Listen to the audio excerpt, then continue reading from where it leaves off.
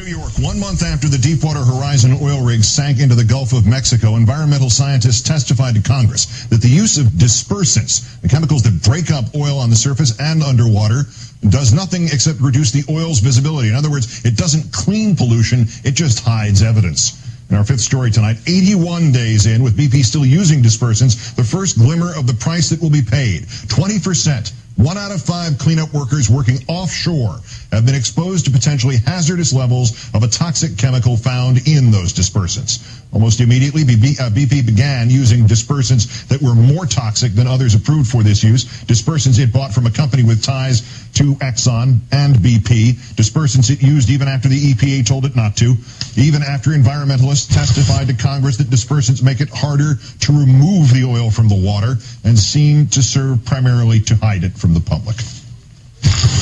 It would seem that you would want it as thick and as concentrated as possible to deal with it right there, instead of circling it with numerous booms that are made for ocean wave conditions. We seem to be saying we're going to take this concentrated oil, we're going to dissolve it. So we have no ability to touch it or deal with it. For the most part, we won't see it. It's an out-of-sight, out-of-mind strategy only. It's a PR stunt to dissolve this oil with dispersants. It's just to get it away from the cameras on the shoreline.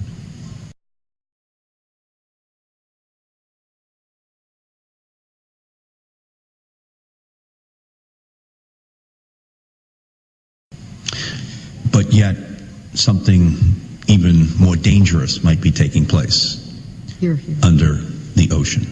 Absolutely. Is that what you're saying? BP has poured hundreds of thousands of gallons of it into the Gulf, not only by air, but underwater. That a process not only unprecedented, but untested. Now, Greenwire reports that BP has released monitoring data from as recently as June 29th, results of testing its cleanup work.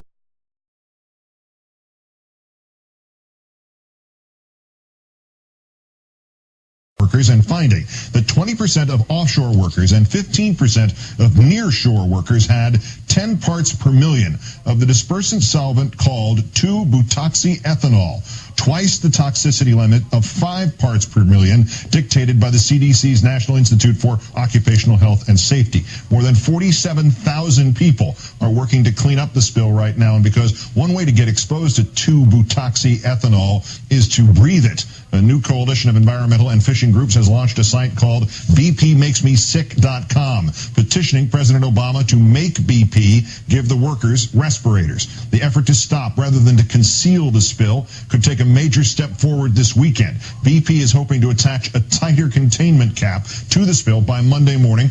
Though the oil will flow unimpeded after the current cap is removed earlier than that, and bring a new vessel as well, the Helix Producer, collecting from a different part of the leak starting Sunday. And if all that fails, possibly funnel the oil for miles along the seafloor to other wells.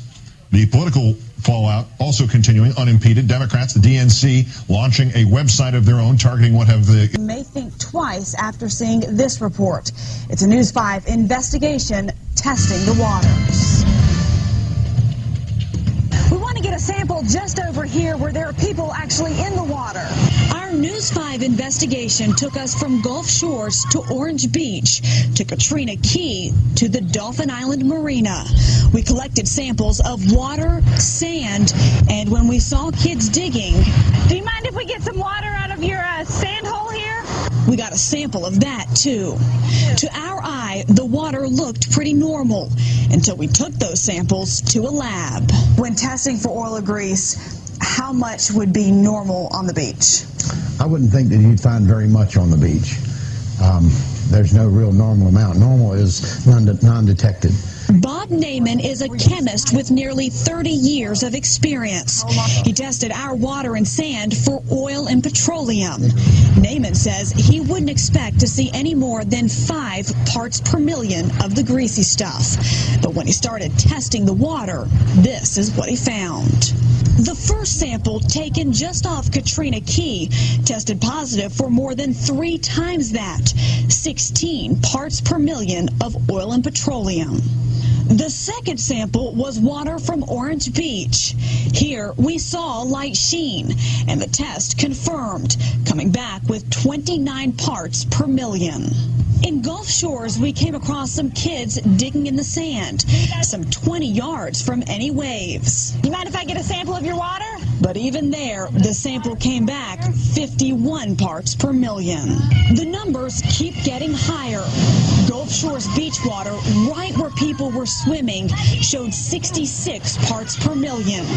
And the sand, where beachgoers are walking, has 211 parts per million. The sixth sample was a spot in Orange Beach where, again, we found kids playing. And we found our highest content of oil and petroleum, 221 parts per million. But the tests didn't stop there. The sample we haven't yet told you about is the one collected from Dolphin Island Marina near some boom, which we can only imagine's been handled by cleanup workers. When Naaman added an organic solvent to separate the oil from the water, just like he did with all the other samples, this sample exploded right in his lab. I mean, like almost instantaneous. Actually, maybe 1 second. It's just weird. The results surprised even our chemist. We think that it most likely happened due to the presence of either methanol or methane gas, or the presence of the dispersant corrects it. There are two things that we can take away from the test we did. First, even if you don't see oil on the beach or in the water, chances are it's there. All of our tests from Orange Beach to